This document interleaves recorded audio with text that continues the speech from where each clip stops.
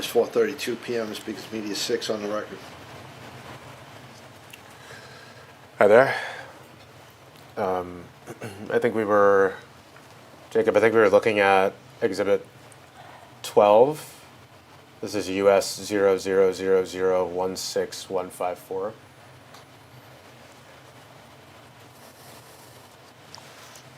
Great, thanks.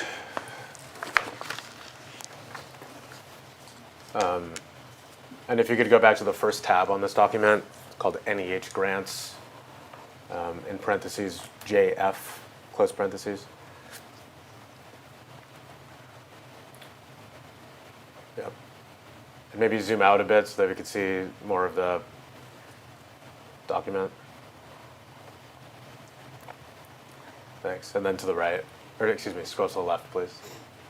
Thank you. Okay, so Justin, again, these are what you're testifying that you and Nate put together in the lead up to your initial meeting with Mr. Wolfson and Mr. McDonald? Yes. Okay. Did you actually show Mr. Wolfson and Mr. McDonald this list? No. Why not? We didn't get to it, frankly. We said that we could show them. They said, great, we've actually been doing the same thing. We should send you the work that we've been doing as a team. Okay. So you never gave this to Mr. Wolfson or Mr. McDonald? Not that I remember. Okay.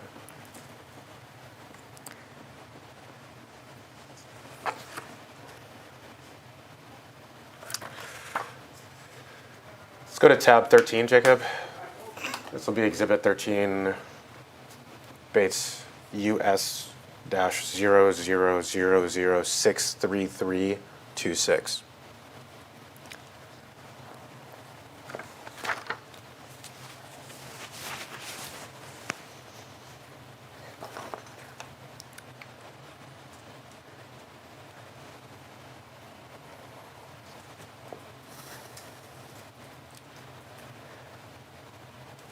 All right, so this is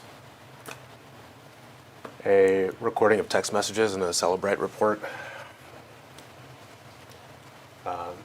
It's just an image of text on a phone. Mm-hmm. This appears to be a conversation between, well, can we zoom in, Jacob, just so we could see? Yeah, there we go. That's perfect. So there are two phone numbers in the top left. 120248066696. Was that a phone number, to your understanding, that was affiliated with Michael McDonald? Yes. Okay. And then there's a number +17712109025.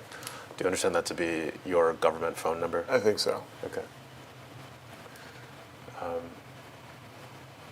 So in the first text on the right side, there's a bubble. And if you could zoom in a bit more, Jacob, to that gray bubble.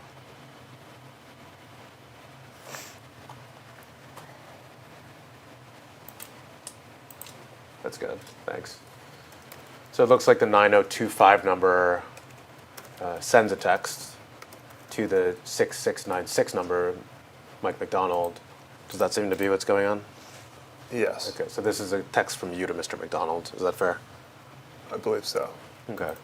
It says, quote, pardon me, this is sent on, under delivered. It says 5/20/2025. Do you see that? Yes. Okay. Were you still with the government at this point? Yes. Okay. Was this after your work had been finished with the NEH, to your understanding? Substantively, I think so. Okay. Yeah, okay.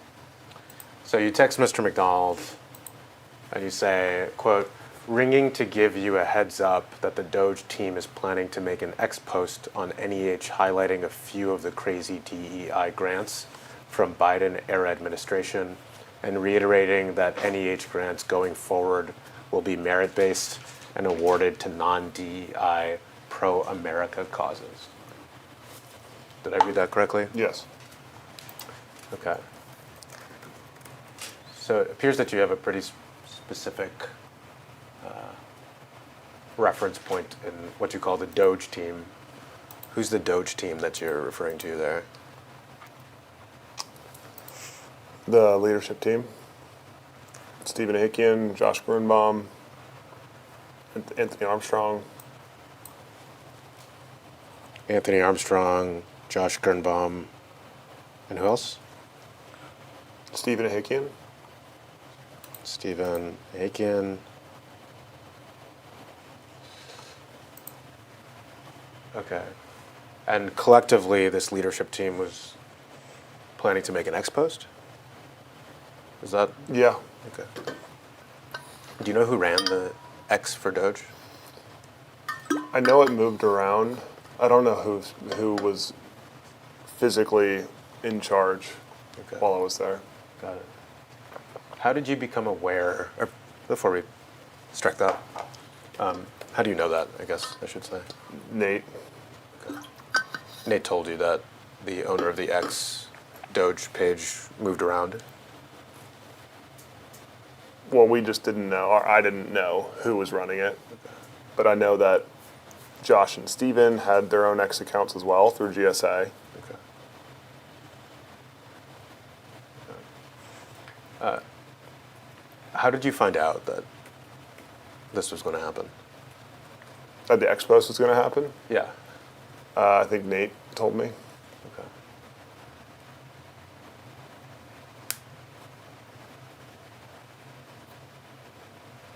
Did you have an understanding of why the Doge account on X would post about NEH grants? Just exemplary work that's been done on aligning with the administration's priorities. Did you often text Mr. McDonald like this?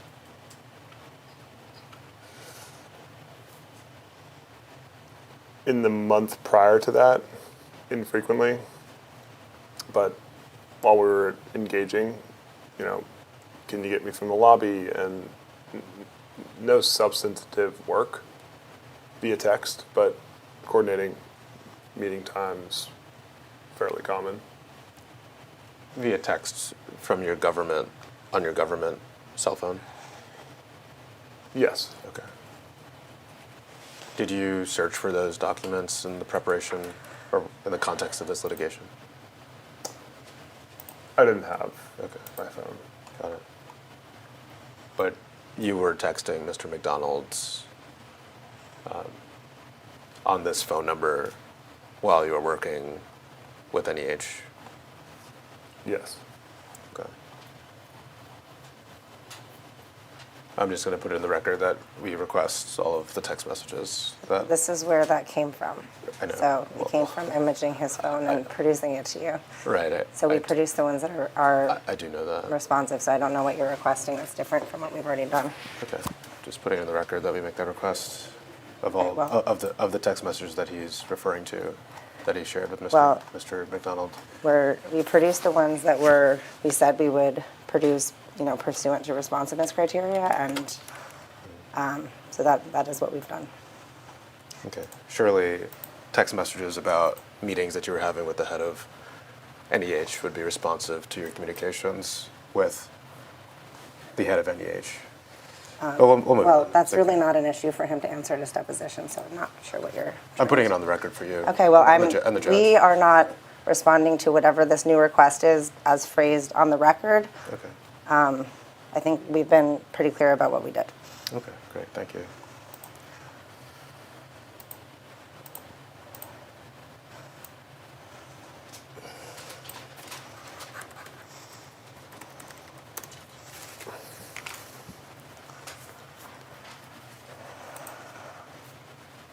You note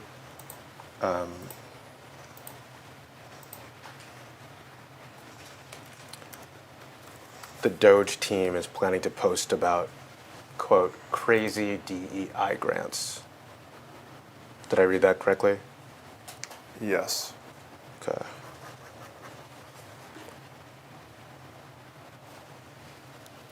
Did you have an understanding of what crazy meant in this context? Grants that were most infringent on the EOs The EOs about DEI, gender ideology, and waste. and waste.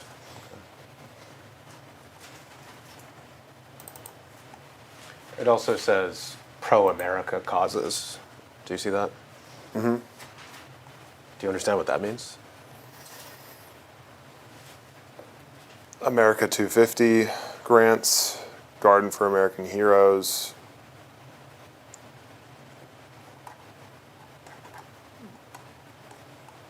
Yeah. Okay. So is it your understanding that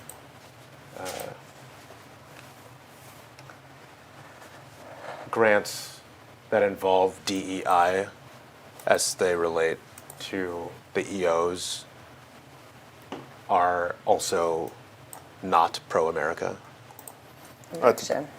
Sorry. It depends on the grant. Okay. It says non-DEI pro-America, though, right? Yeah. Okay.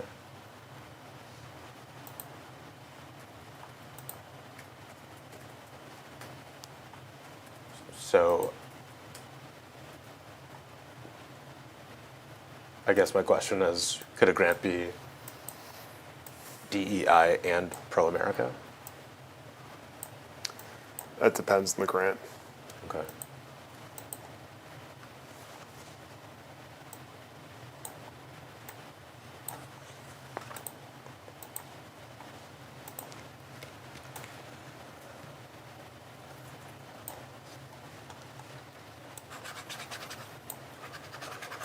How do you know that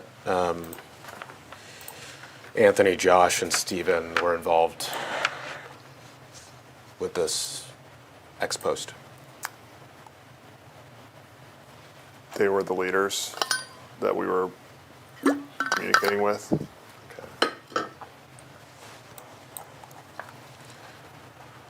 Okay. You also say that grants going forward will be merit-based.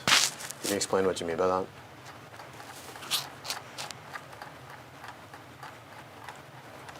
This is reiterating some of the verbiage that Mike felt the agency should be headed. What Mike interprets as merit-based is entirely up to him, but this is just kind of the way that he wanted the agency to be heading towards. Did he ever explain to you what he understood merit-based to mean? We never got into definitionally what is merit-based. In, implied conversation, it's just not discriminating based on cultural, race, identity, gender. Not discriminating based on... Purely based on merit. Okay.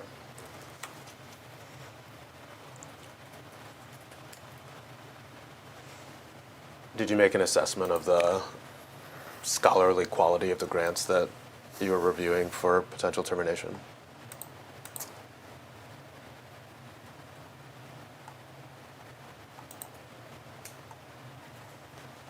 We were only looking at it from the view of the EOs, whether it was related to DEI in any way or wasteful, non-critical, etc. Okay. So,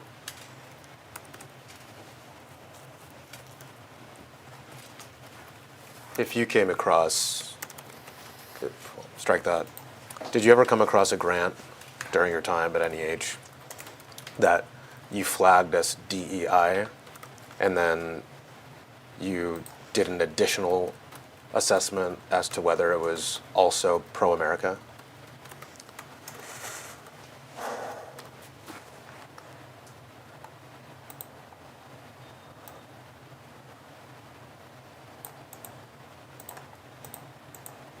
Yes.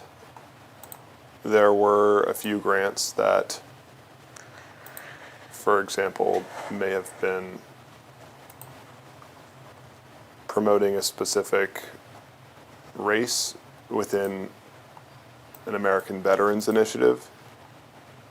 And while, yes, you are awarding a grant based on race, that is also a veteran's benefit, which in our view and discussions is pro-America.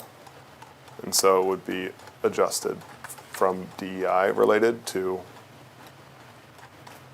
aligned with Mike's view of NEH. Okay. In your view, were the grants that were eventually terminated on DEI grounds not merit-based? It depends on which grant. Do you have examples? I guess just in general, I kind of want to understand how you were systematizing, let's say, merit, DEI. It sounds like these are two kind of concepts that were on your mind as you were looking at grants. Is that fair to say? Frankly, merit-based is how Mike was conceptualizing the go-forward review of applicants. And as you know, I was looking on the historical view of grants that had gone out and whether or not they were related to DEI or wasteful spend. And so my understanding is that Mike was going to implement new methods of just assessing purely on merit of an awardee. Okay. Got it. Okay, so Forward-looking. Right. Okay, so there's like a kind of a chronological element to this that I'm not sure I've fully appreciated before. You were backwards looking at existing grants that had been already awarded in your implementation of this DEI review. Is that fair to say? Some of them were going up for review with the board. Okay. And part of the request from Mike and Adam was to assist in reviewing the 800, or I don't remember the exact number, of awards that were up for review for approval or denial. And so in that sense, they hadn't been awarded yet, but it was an ongoing active review. Okay.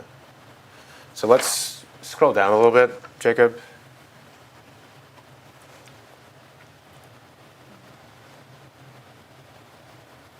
And to the left, so we can see that text. Great.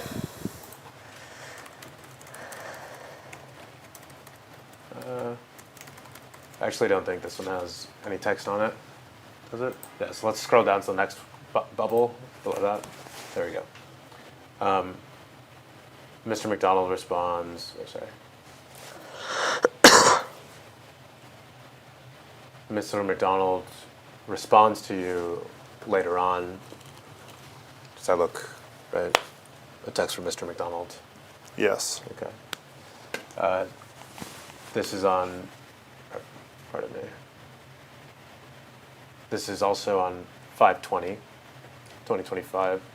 It appears that he responds to your last message that we looked at with, quote, just saw it, colon, and then he drops an X link there. Did I read that correctly? Yes. Okay. And this looks like he's acknowledging that he thinks he's identified the X post that you were referring to in your text to him earlier. Is that a fair reading of this? Yes. Okay. Let's go to tab 14, Jacob. This is exhibit 14.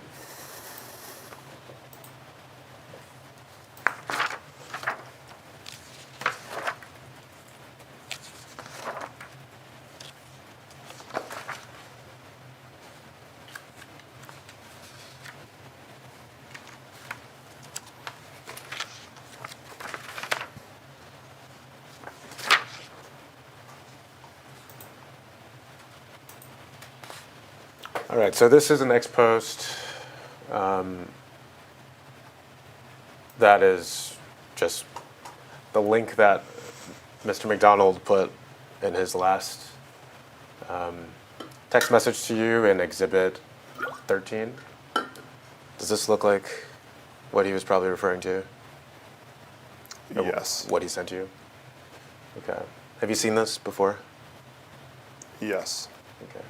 And is this the ex post that you were actually referring to in your text message to him? Yes. Okay. So let's look at some of these grants. Let's look at the full text. This is the Department of Government Efficiency X page. Would you agree with that? Yes. And it says, during the previous administration, the National Endowment for the Humanities awarded the following grants to spend taxpayer dollars, all of which have been canceled. Open parens, $163 million in overall savings, close parens. NEH grants will be merit-based and awarded to non-DEI pro-America causes. Did I read that correctly? Yes. This language looks very similar to the text that you sent to Mr. McDonald, doesn't it? Yes. Okay. Had you seen this draft ex post before you wrote to Mr. McDonald? Yes. Okay. How did you see that?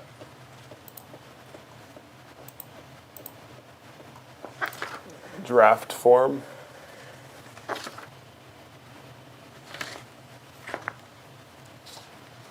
It was something that Nate and I pulled together. So savings is something that Josh Grunbaum has. We had to report all of our grant and contract savings into him. The verbiage NEH grants will be merit-based and awarded non-DEI pro-America causes is from NEH's,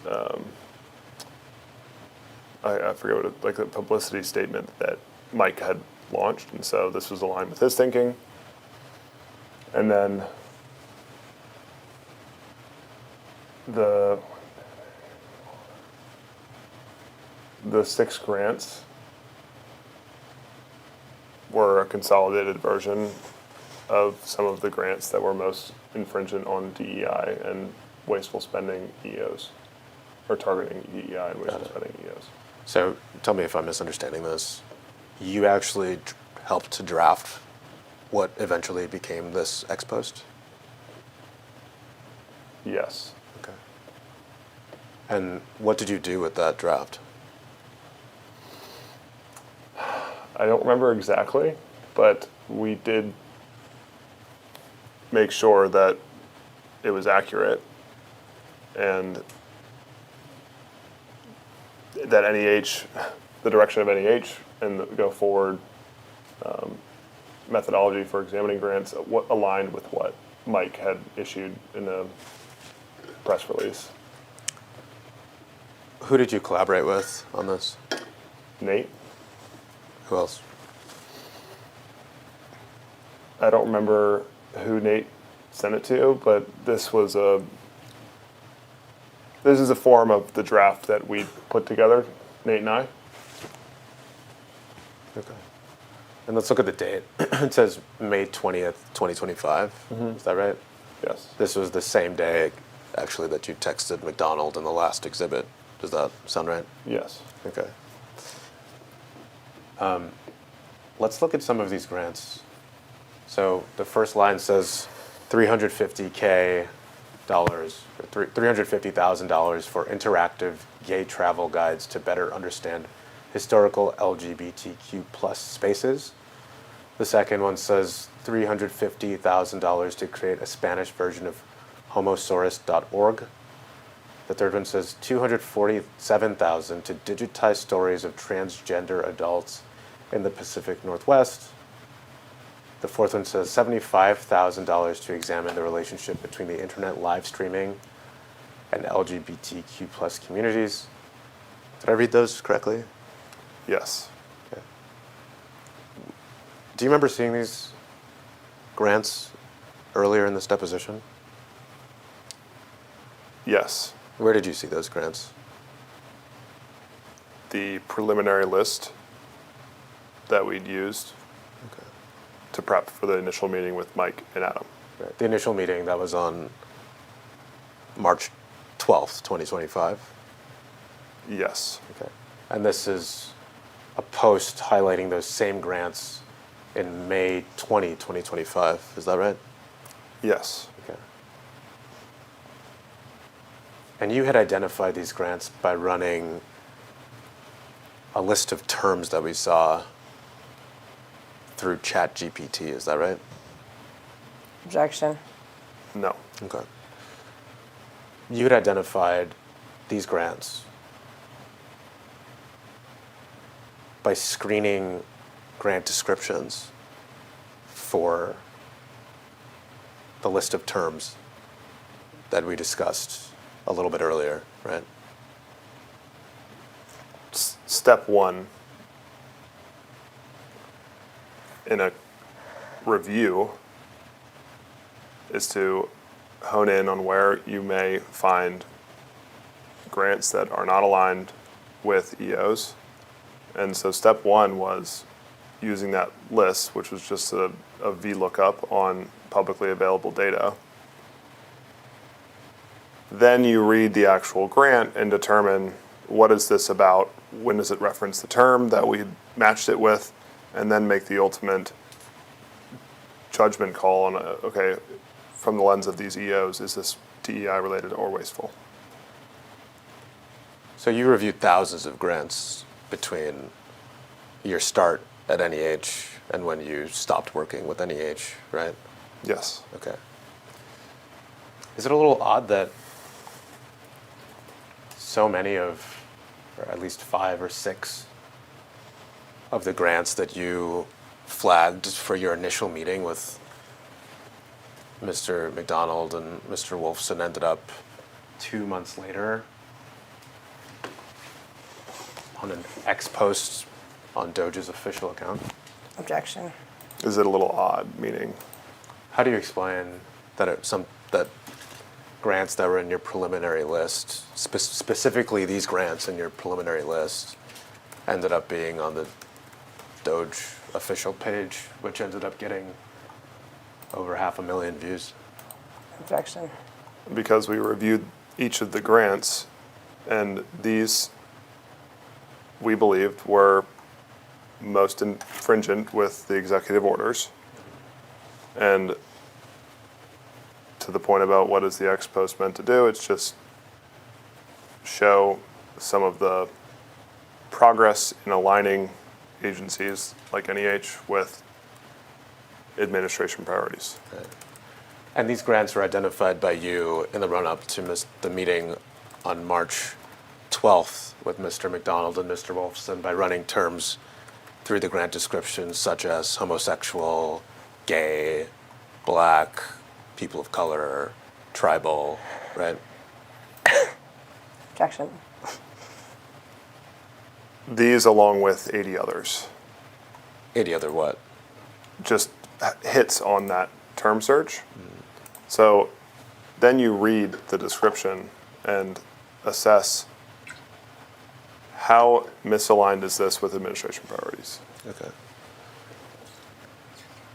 But again, these grants that we see here were on that preliminary list through which you ran a set of words to identify these grants that included words like black, homosexual, right? To get to a big list of grants and all of their project descriptions, which we then had to read through each one and pull out shortened language of these grants. Okay. You highlighted the 4 of the 80 or 100, I don't even remember how many hits it was, but we had to read the full description in order for us to make any assessment of how misaligned it was with the EOs. Okay. Right, but these are grants that had words in the description that hit on the key terms from that list that we were discussing, right? Yes, but they did not, that wasn't the sole reason that they would have ended up on this post. Right. You understand that? Because I'm reading the full description to in the context of the EOs that had come out. Is this wasteful? Is this related to DEI? Right. Absolutely. And I'm not implying that you did or didn't do that. I was just asking the simple yes or no question. Right, which I've answered. Okay. Sorry. I don't. Right. Okay. So you said you never showed that initial preliminary list to Mr. Wolfson and Mr. McDonald, right? That's right, but these do appear in the broader list of grants that we reviewed.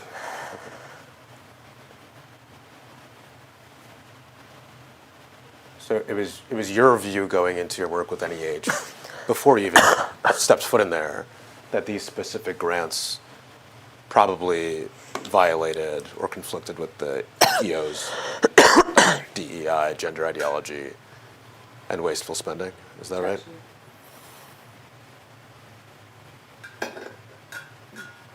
Maybe, but we needed to confirm with Mike and Adam and read the full description, which, again, publicly available information is different from what EGMS has. So we used the source of truth in the final determination of whether this conflicted or not. Right. Well, why is $247,000 to digitize stories of transgender adults in the Pacific Northwest a crazy grant? Objection. In what way do you mean crazy? In the way that you described it in your text to Mr. McDonald.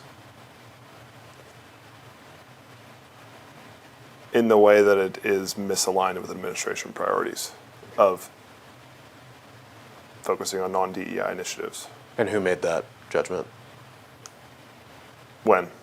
Who made the judgment that it was misaligned with the administration's priorities? When? When you put it on your preliminary list for Mr. McDonald and Mr. Wolfson?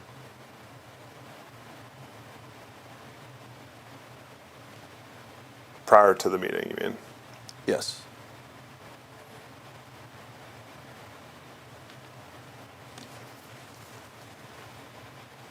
We just looked at what could be infringing on the EOs. And Nate and I reviewed each of these to see which of these could conflict. And all of these, if I remember correctly, ended up on the eventual termination list. Right. Several grants on that preliminary list ended up on the cancellation list. Is that fair to say? Separate and apart from the initial work, yes. Okay. And that was a list that you put together before you had a single meeting with Mr. McDonald, right? Yes. McDonald.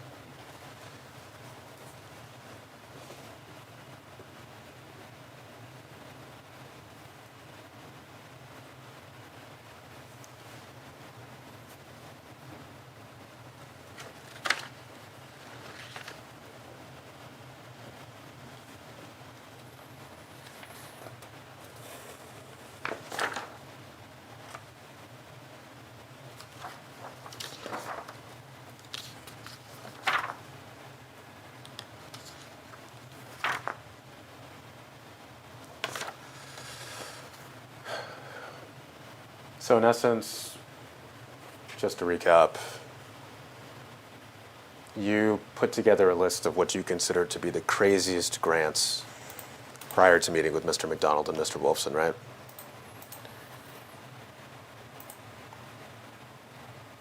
In the context of, is this aligned with administration priorities or not? Yes. Okay.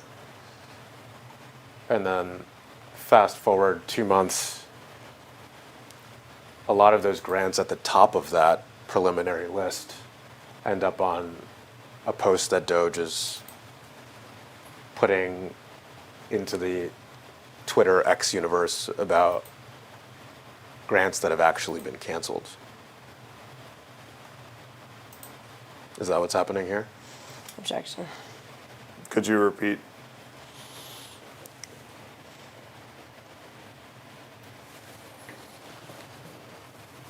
Two months later, a lot of those grants that were at the top of your preliminary list of crazy grants ends up in a Doge post about canceled grants. Is that fair to say?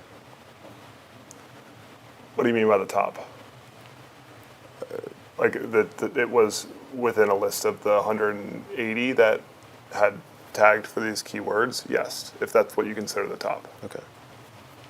Well, there was a portion of the spreadsheet that said craziest grants specifically, and I think it only had something like 25 grants.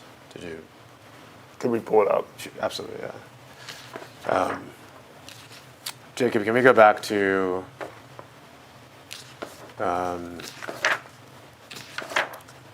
this will be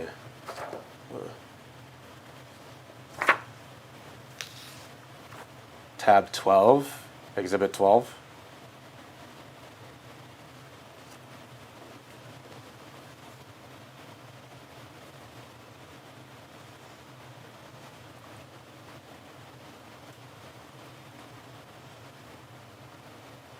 So if we look at, again, this is tab 12, exhibit 12. If we look at row 3, it says craziest grants. And then if you could scroll down very slowly, Jacob.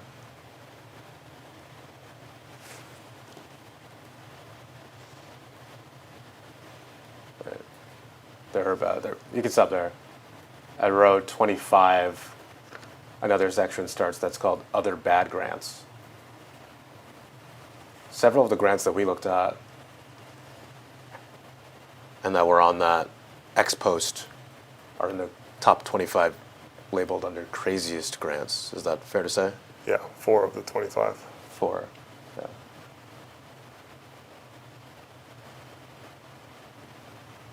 Do you have an understanding for why, I mean, out of the thousands and thousands of grants that were canceled, 4 from this top 25 that you had been compiling before ever stepping foot into NEH ended up on the cancellation list that was publicized on Doge? Objection. X. Because if you read the descriptions and confirmed from the work with Adam and Mike, these are misaligned with the EOs for identifying wasteful spend and identifying programs that are related to DEI.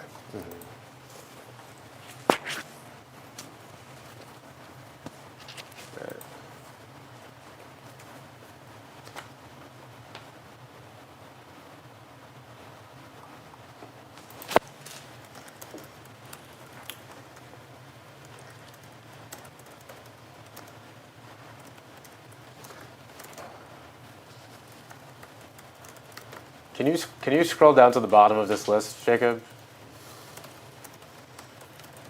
Just to the last entry. Might be better to drag it, yeah. Okay. So there are around 1,500 entries here. Is that? Is that the bottom? Yeah, I think so.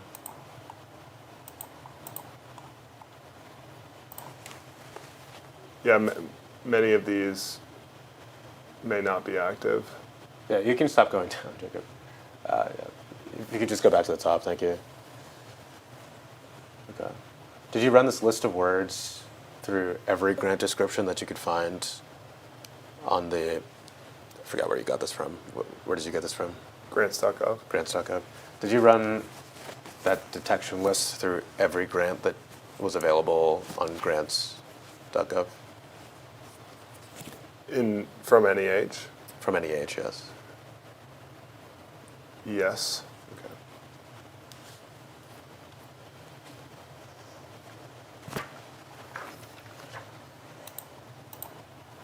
So the 5 or 6 that ended up on the DogeX page would have been identified through the detection list, which is tab 3 of Exhibit 12. No.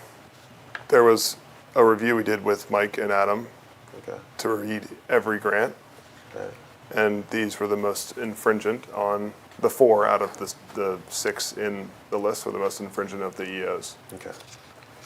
So Mike and Adam agreed with you that the craziest grants that you identified before joining NEH were indeed the craziest grants that the NEH had, period. Objection. I'll note that counsel is laughing, I guess, I was her coughing. objection. I'm sorry. Okay. Okay. Like, Could you repeat I'm the not question? laughing. Had a cough coming on right while I was saying objection. okay, I just So want to keep this professional, counsel. I literally cannot help it if I occasionally cough. I am sorry about that. Okay. That was completely involuntary, and I am sorry. I will try to keep coughing to a minimum, which I have been trying to do, but I am recovering from something, and I can't help it if it occasionally happens. So I'm sorry to offend you by coughing. Thanks, counsel.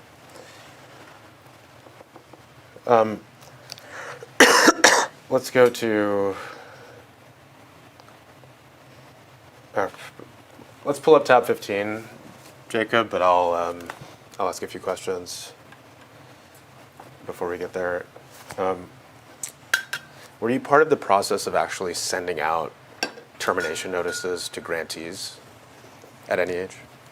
Yes. Okay, describe what that process was, and I mean the kind of logistical process in terms of how the grants actually left NEH and got to the grantees. Sorry, the communication, the documents, preparation, where do you want to focus? Sure, I guess I'm just asking broadly. I guess before we start talking into like what communications were happening between you and Michael and Nate and Adam and the kind of hierarchy and who's deciding to do what, just the mechanics of sending out terminations. Were you involved in that process? Yes. Okay. What role did you play in that process? Sending out the terminations. Okay. Can you describe what that entailed? Yes, for each grant, you need to have an official letter explaining why there is a termination. That letter is bespoke to the grantee, the name of the organization, and an explanation for why Mike and team have elected to terminate. And that goes out from an email, an NEH email, to the inbox of the grantees. Okay. And who is actually sending that email out? Me. Okay. Through your GSA email account? Through my NEH email. Okay. Was it the jfox@neh.gov that we saw earlier? No, it was a notifications inbox that was set up so that, not Brett, but the person that was in charge of grants at NEH, so that he could have access to it and communicate directly with the grantees, following their responses. So this is a separate inbox, not from my JFox. Okay.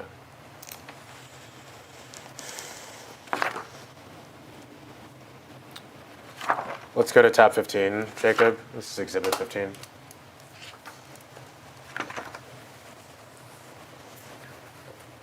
This is Bates US-0000504661. It's an email from Mr. Fox to Mr. McDonald and Mr. Wolfson, CCing Mr. Kavanaugh, sent on April 1st, 2025. What document is this?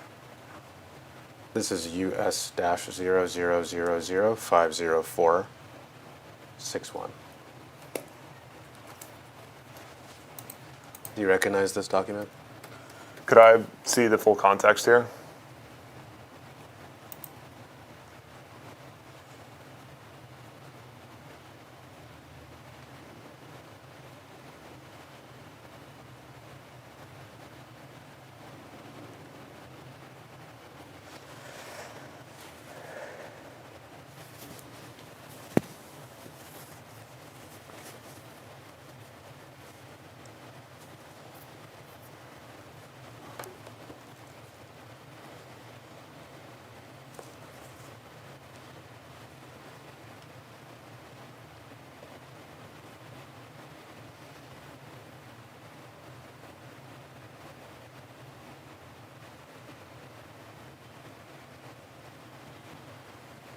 Do you recognize this, Mr. Kavanaugh? Or, excuse me, Mr. Fox?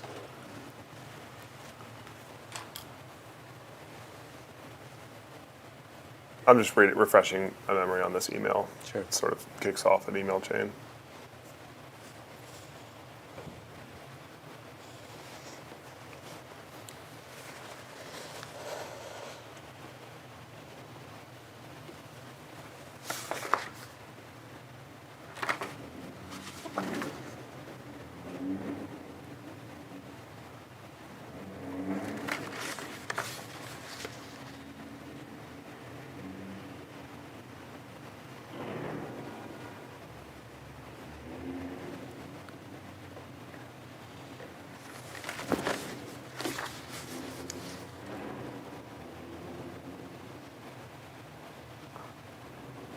Could you scroll up, Jacob?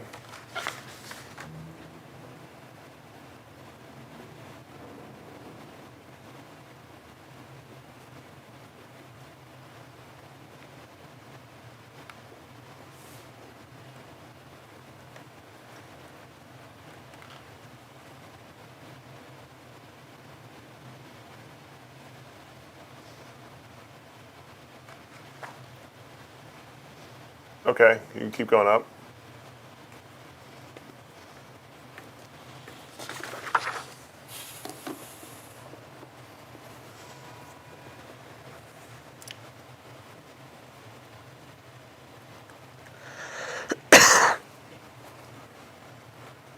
Let me know when you're ready to. Okay, one more.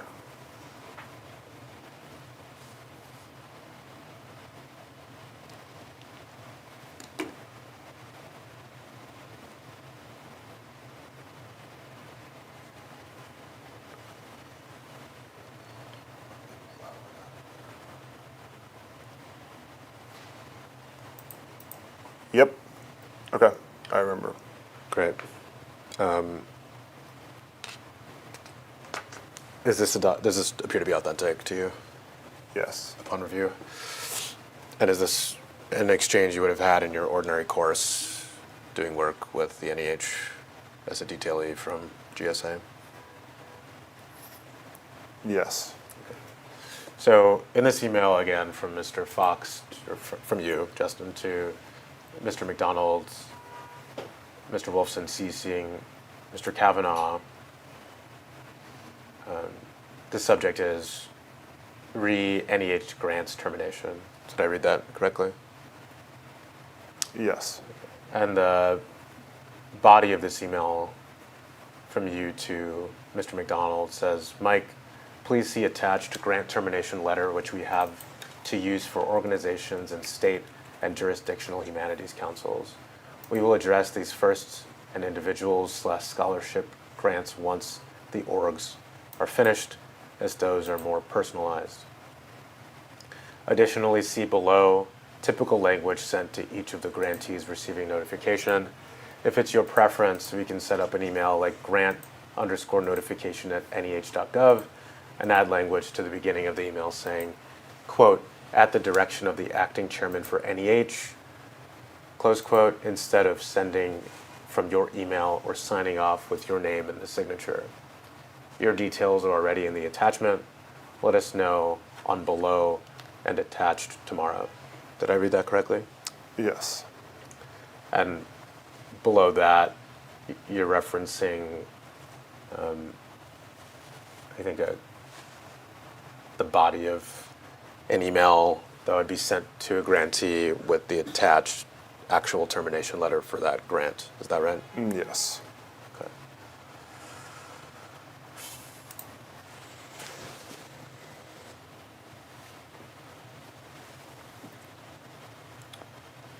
So, do you have an understanding of why you were engaged in the actual process of sending out the grant terminations? Because Mike did not feel confident in the timeline of getting notices out. He said it was going to take hours of the team that they didn't have, and he wanted us to do it for him. What's this proposition that you're making when you say if it's your preference, we can set up an email like grant_notification@NEH.gov?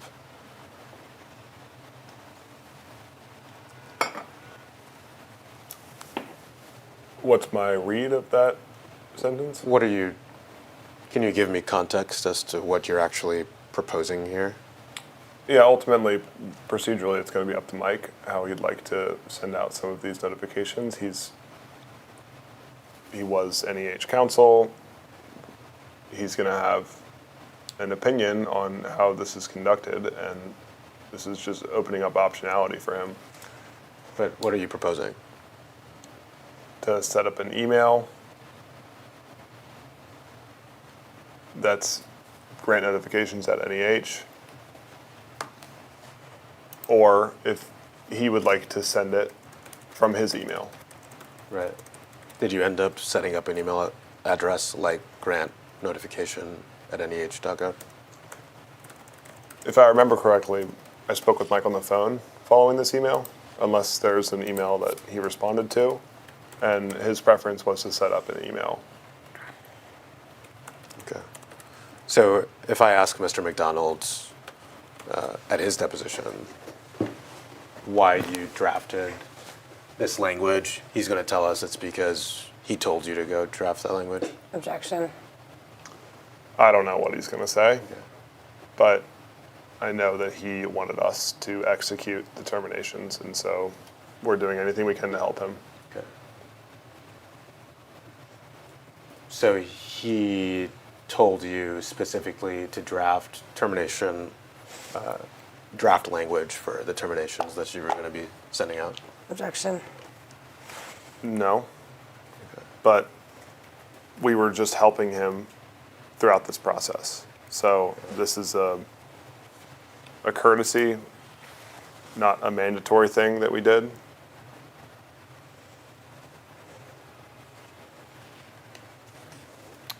Below that it says, "Dear," open parens, this is in the letter, in the body of an email that would go out to the grantees in your draft. You write, "Dear," open parens, organization name, close parens, "we regret to inform you that your NEH grant has been terminated.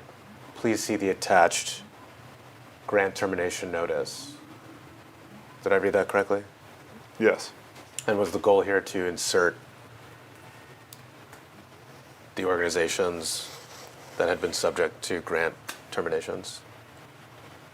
The goal here is to get Mike's input on what would be sent alongside grant terminations.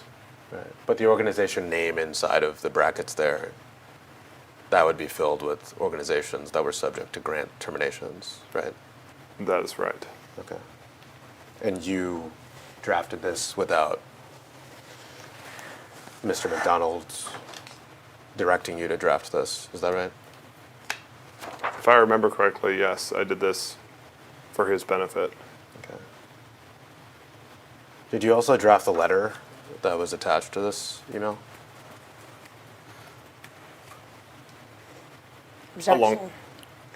Alongside Mike. Okay. What do you mean alongside Mike? In the standard normal course of draft that gets iterated, his input, ultimately his sign off. When did you sit down with Mike and draft this language together? Objection. I don't know when precisely, but back and forth we had emails iterating on the language, redlining on the language. Okay. But you did the first draft of the letter, is that fair to say?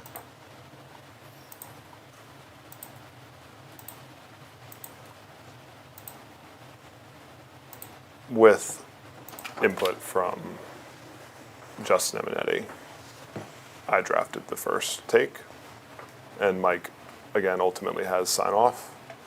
With input from who? Justin Eminetti. Okay.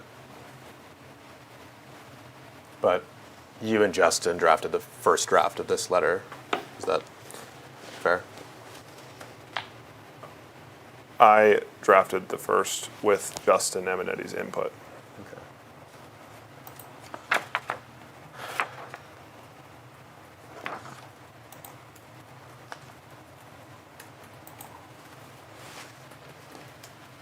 So you're aware that the terminations here would be for active NEH or grants that were active at the time of the sending of the terminations. Is that fair to say? Could you repeat that question? This termination letter would have terminated active grants, correct? I'm not sure I get what you mean I guess. by active grants. Yeah, I guess it's a little bit kind of circular. We could actually just strike that question.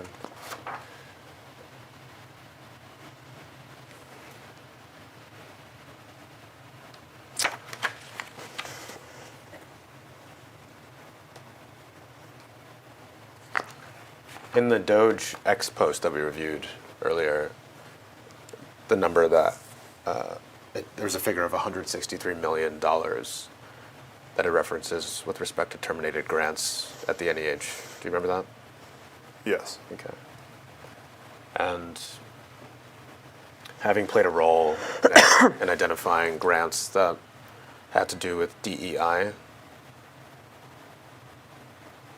do you feel any remorse about the scale of the grants that were ultimately terminated on those grounds? Objection.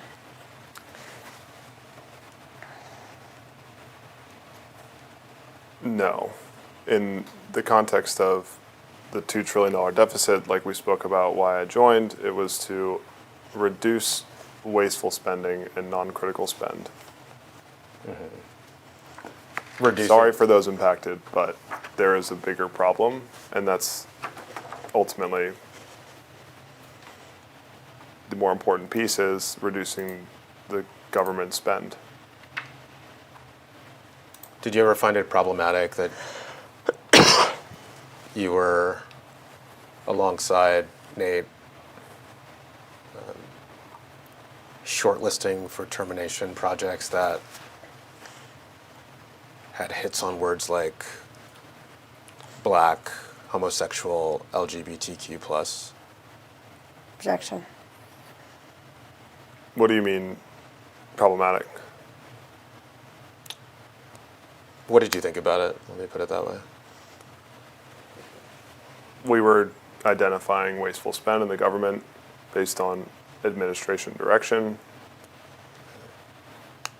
That was the whole reason we were there, is to find savings. Right. But we saw in your list of terms, you actually didn't use words like white, Caucasian, heterosexual. Do you remember talking about that? Yes. Okay. And you didn't use those words to identify grants that would be conflicting with the EOs, right? Very well could have. Did you? I didn't, but going back would have made sense because, as we've mentioned, there's DEI is a pretty encompassing bucket. Okay. What do you find wasteful about grants relating to black, homosexual, or LGBTQ subjects? Objection. It is non-critical spend, meaning nobody's life is at stake. But you didn't screen for white, Caucasian, or heterosexual, right? We could have. But you didn't. We didn't.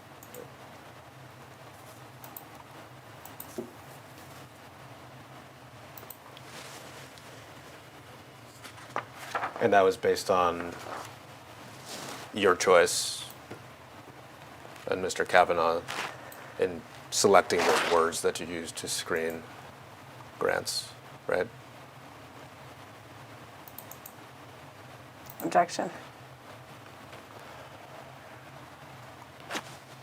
The list itself was only a tool to find grants that we needed to read the full context for.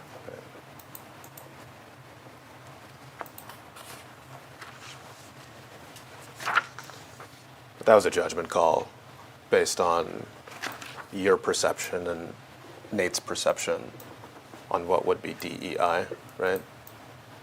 Objection. Ultimately, what was canceled is at the discretion of the agency heads, and those grants that we'd identified ultimately were canceled because of further depth review of the context and the descriptions.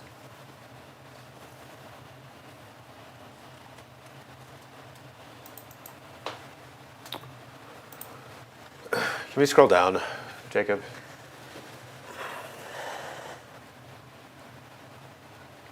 To the bottom email. Keep going. Yep. Yep.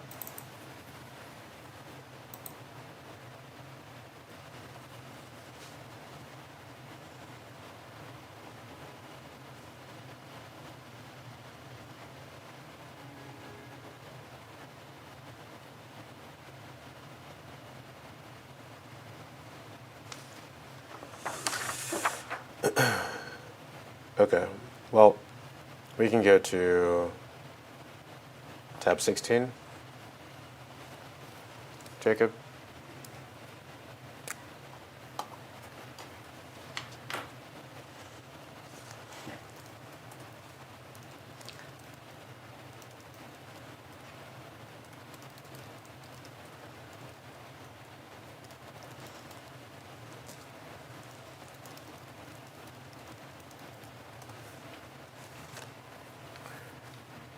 Okay, this is Exhibit 16, US-00005017.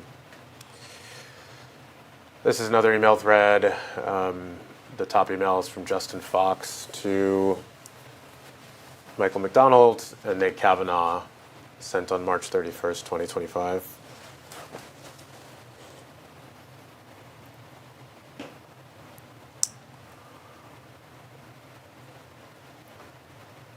Would you like to see the full email?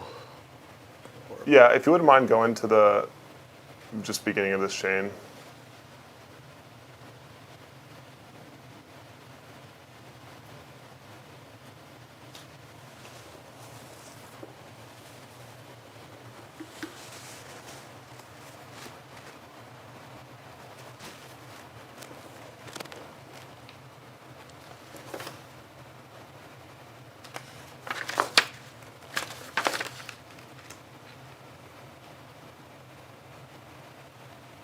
Okay, you can go up.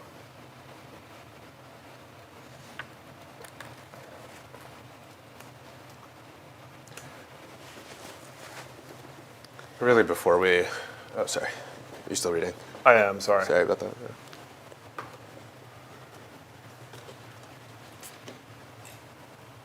You could probably zoom in a little bit too, Jacob. The text is kind of small. Thank you so much. I think I'm on this. I might be on this email now. Oh.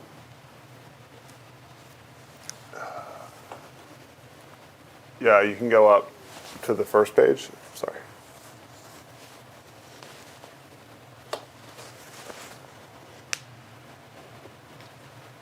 Okay. I think I get the context. Okay.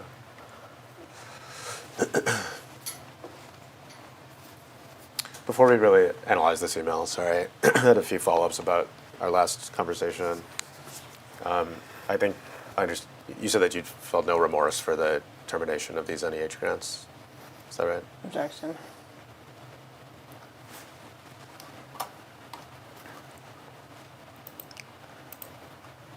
I think if we're talking procedurally, I feel sorry for those impacted. The bigger picture element, it was a necessary step in the right direction of saving money because of the federal deficit. Okay. Growth in government spending leads to a debt spiral, leads to hyperinflation, leads to every American feeling 10, 12% inflation. It's knock-on effects of something that you can address today through non-critical spending cuts, or you can all feel tomorrow. Did the federal deficit go down as a result of, strike that, did the federal deficit actually decrease from 2024 to 2025?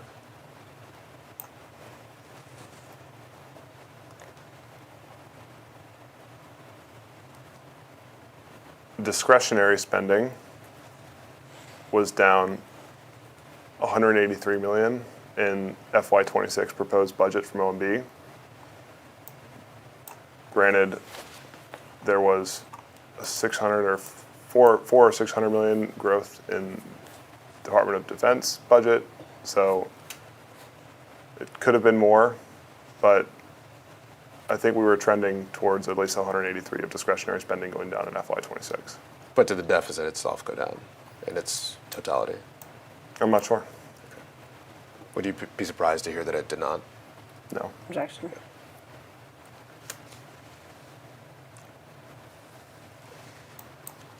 Does that change how you assess whether there's any remorse about canceling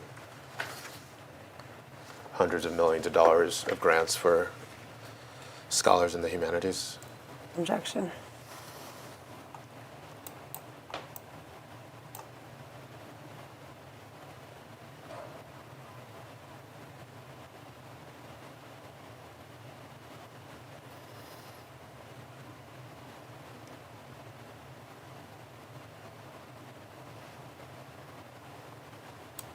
Again, I have to believe that the dollars that were saved went to mission critical, non-wasteful spending.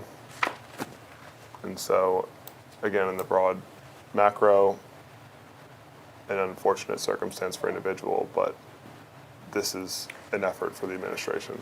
Okay. You said it went to non-wasteful spending, suggesting that the canceled grants were wasteful spending. Is that fair to say? Ultimately, it was the decision of Mike and Adam to address if it was wasteful or not wasteful. In my opinion, what's certainly not wasteful is food stamps, healthcare, Medicare, Medicaid funding. Right.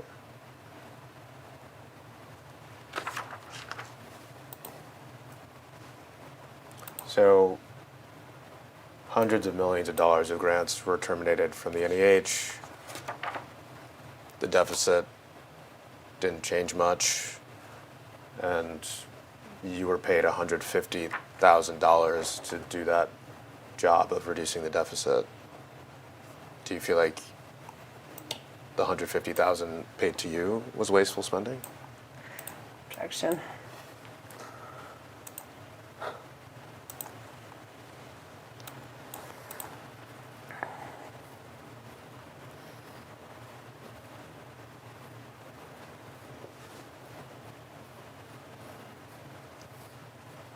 What are you definitionally saying wasteful spending is here?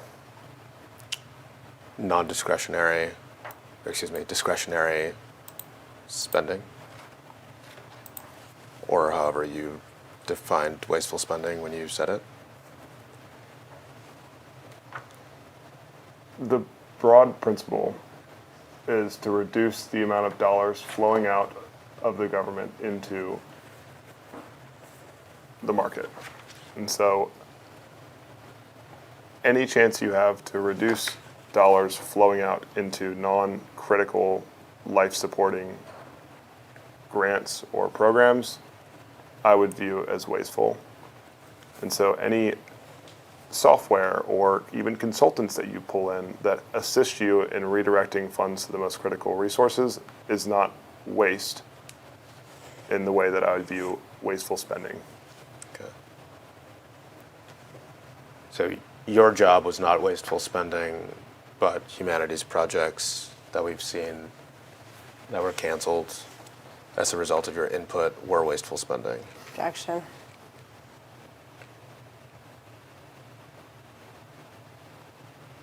necessarily.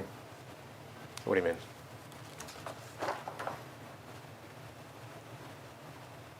I mean, it just depends on how you're going to bucket or consider wasteful spending or not. I'm asking you to apply your own definition of Yeah. wasteful spending.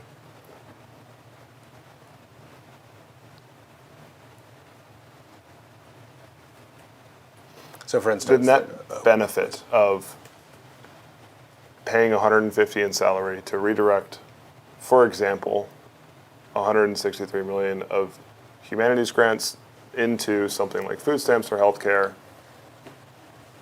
that means you've saved 183 million and you've lost 150,000, 9/12 of that, 110,000 relative to $163 million that then was redirected into critical funding or saved.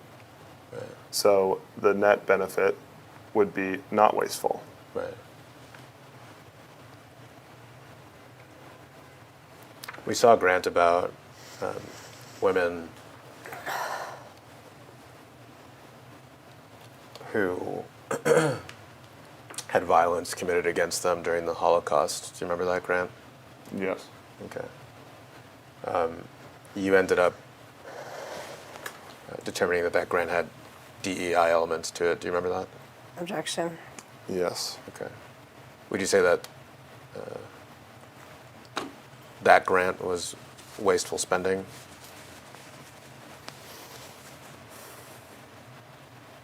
Ultimately not my decision. But do you think that that grant was wasteful spending?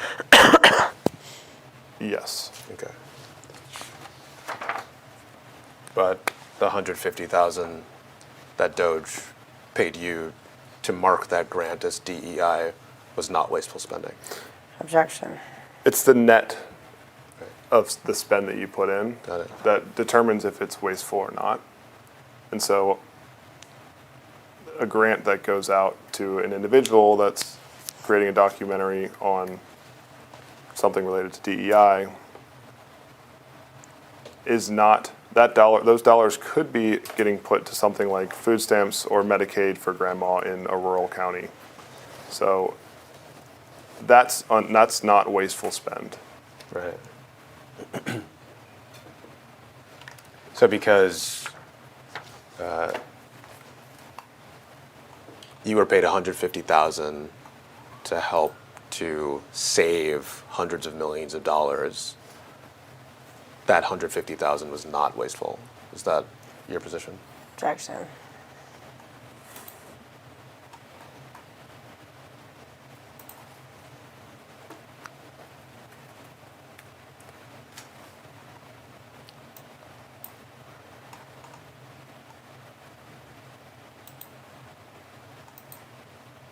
Yes. Okay. Thank you. We can go to, we already have it up, tab 16. This is Exhibit 16. I'm almost wrapping up here, guys, so we'll be out of here soon.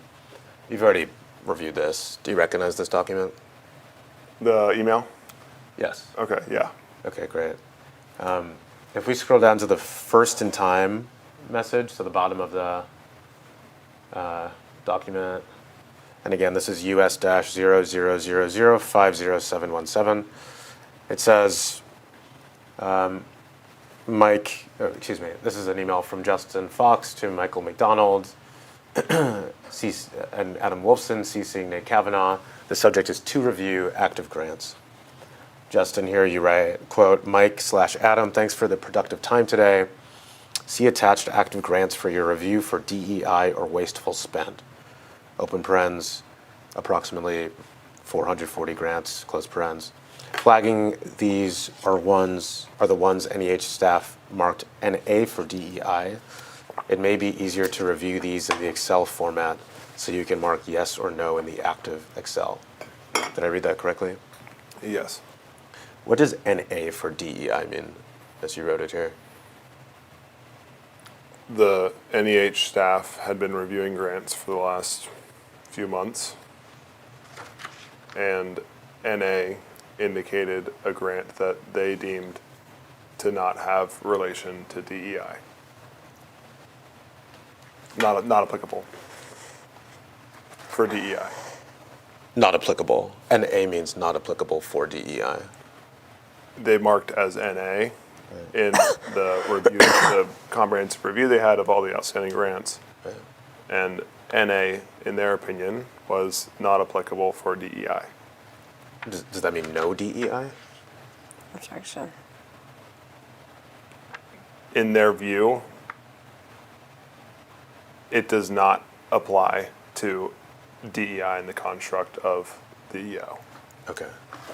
And then you did an additional review of the grants that they had marked that not apply or not applicable for DEI. Is that fair to say?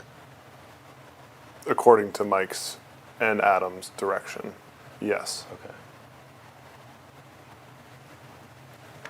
Do you have an understanding of why you would need to re-review grants that had already been marked not applicable for DEI? Mike and Adam asked us to.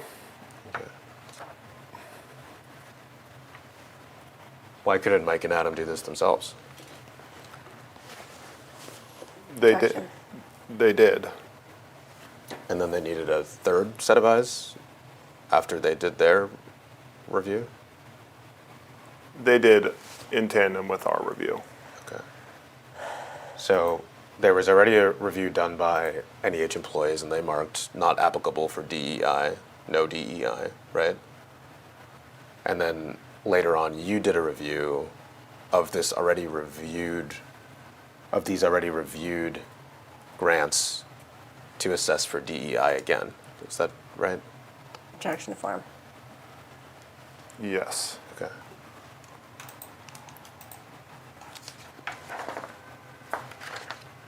Was there any reason that you thought that NEH employees wouldn't be capable of making a sound call on whether a grant had DEI or not in their initial review? Objection. Well, Mike and Adam had asked us to, so they believed so. Okay. All right, let's go up to the next email.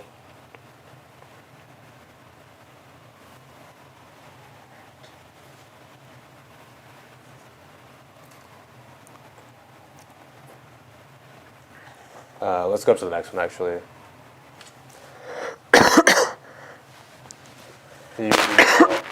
So later you email Mike McDonald on March 31st, 2025.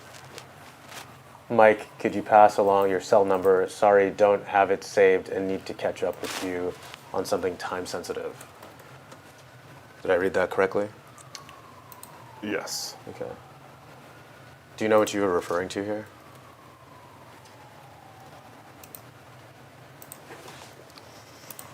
Probably what I was referring to in the email right above it. Could you scroll up? Okay. Let me see. And then, yeah. So then a few minutes later, you write on the same day, Mike, please call me as soon as you can. Did I read that correctly? Mm-hmm. And then a few minutes later again, you write, Mike, call me when you get the chance. We need a game plan for effectuating RIFs, final grant terminations, and contract cancellations by tomorrow a.m. We will carry these plans out before the end of the week. We're getting pressure from the top on this, and we'd prefer that you remain on our side, but let us know if you're no longer interested. Did I read that correctly? Yes. You keep referring to we. Who's we? Nate and me. Anyone else? Mike, we need a game plan for effectuating RIFs, grant terminations, etc. Right.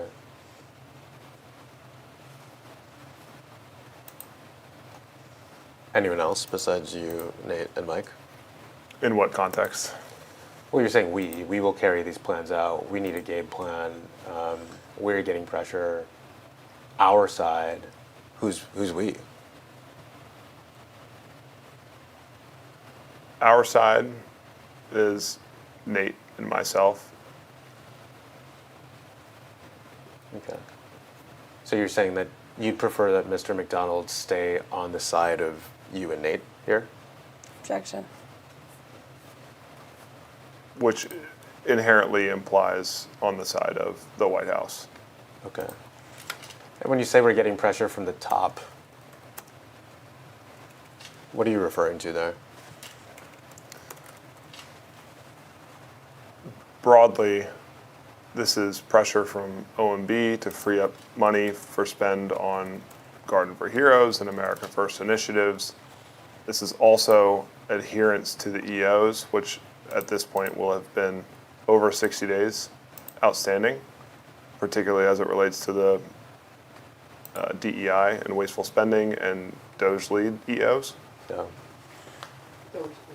Doge lead EOs, yeah. Right. But let's get specific here because you ping him to have him call you 3 times in an hour, right? Yeah. Okay.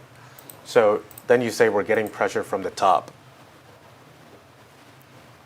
Is the top generally the amorphous OMB and other agencies that's causing you to call him and text him frantically within the span of an hour? Objection. We were in person here. Every Doge member could come and go from GSA at any point. Discussions are happening all the time between them and the White House and focusing on the priorities.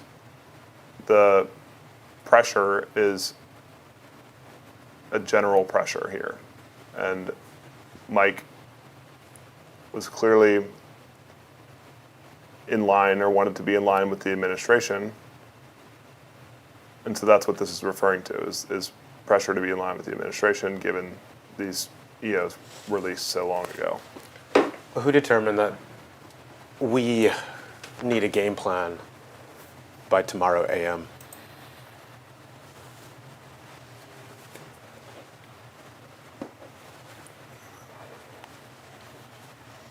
This is we referring to Nate and I. Who determined that tomorrow AM would be the appropriate day to have this game plan? In our view, You and Nate. yeah.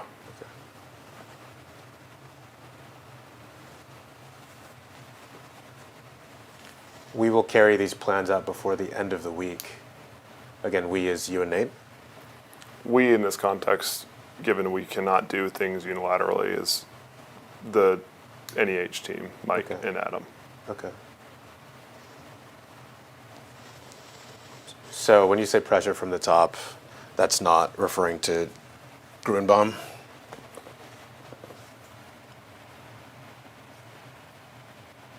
I don't remember where the information was getting disseminated from, but like I said, we were always in person in GSA, and it was clear from conversations internally, no one person in particular, but that the White House was focused on making sure that agencies were addressing the EOs that were getting dropped. Right. Agencies like the NEH. And the Department of Labor, Right. HHS. Right. So you said you don't know exactly where the information was coming from, but there was some information disseminating about the urgency there? I think so. Okay. And that's what you were channeling in this email to Mike McDonald? Yes. Okay. Did anyone specifically tell you that NEH needed to have the cancellation game plan ready by tomorrow AM, other than Mr. Kavanaugh? Well, we were already late on adhering to the EOs on DEI initiatives Right. and addressing wasteful spend. Okay. So Mr. Kavanaugh would agree with you that there was no specific person that was applying quote-unquote pressure from the top? Objection. That I'm aware of, although this was 9 months ago, 10 months ago, so Is there anyone that it could have been referencing? Objection. I'm not sure. I don't remember. It was 10 months ago. Right. For some people, 10 months isn't a very long time. Objection. And for my 10 months, it feels like a lifetime. Right.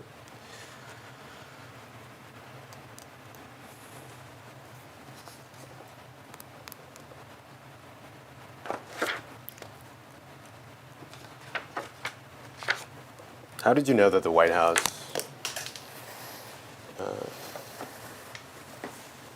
was at play in this urgency that you're describing? Objection.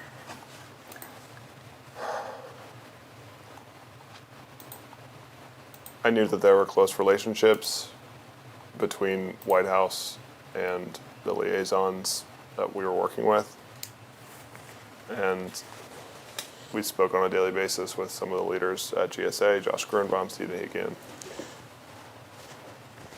Steve, who? Stephen Hikian, Who had these close relationships that you're referencing? the leadership team.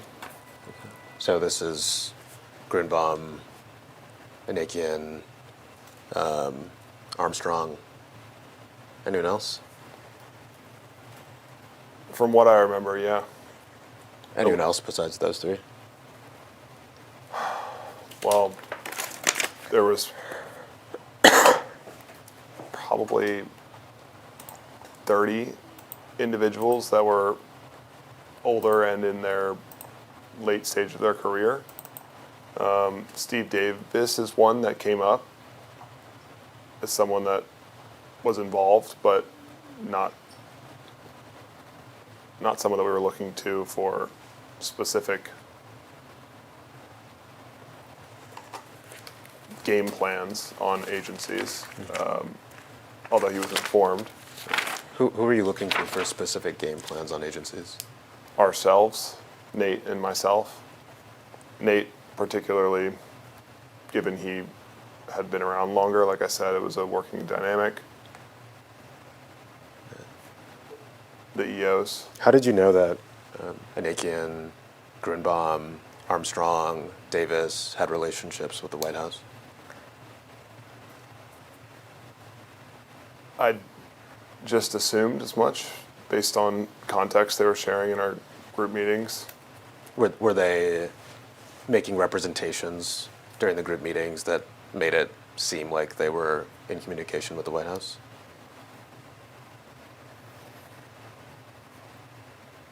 I suppose. Like what?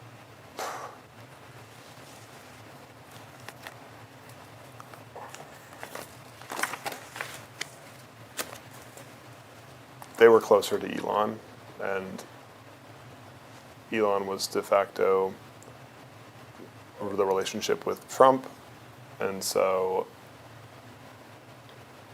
priorities coming from whoever's closest with Elon, I assumed, had the closest relationships in the White House.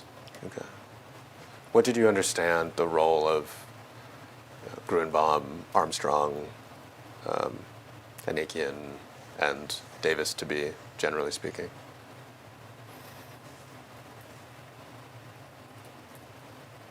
Senior guys with close relationships to Elon and deeply entrenched as leaders of the agencies that they're onboarded to. Senior guys within the Doge team. And in their agency roles. So Anthony was deputy chair of OPM, and Stephen Hikian was the head of GSA. Grunbaum was the head of Federal Acquisition Service, so titles. Yeah. Okay.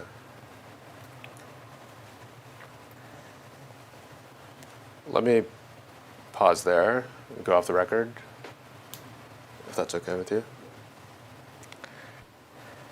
Time 6:02 p.m. Concludes meeting 6 off the record.